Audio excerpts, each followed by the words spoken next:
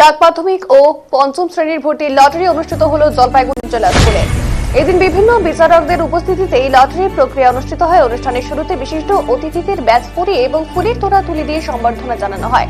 সমস্ত অভিভাবক ও অভিভাবকদের সামনে এদিনের এই লটারি প্রক্রিয়া অনুষ্ঠিত হয় সকলের সামনে এবং এই লটারি প্রক্রিয়াকে কেন্দ্র করে অভিভাবক অভিভাবিকাদের মধ্যে ব্যাপক উন্মাদনা লক্ষ্য করা যায়। এই বিষয়ে জলপাইগুড়ি জেলা স্কুলের প্রধান শিক্ষক ধর্মচাঁদ বারুই জানান, প্রতিবারের এবারও সরকারি নির্দেশ অনুসারে এই লটারি প্রক্রিয়া করা হয়। সমস্ত সরকারি নিয়ম মেনেই আমাদের এই ভর্তি প্রক্রিয়া করা হয়েছে।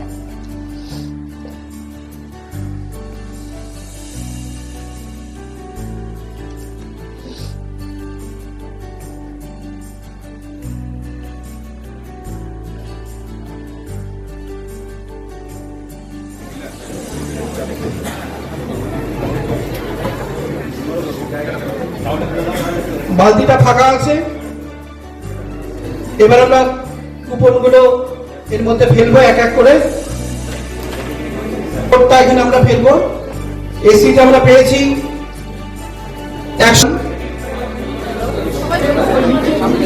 3004।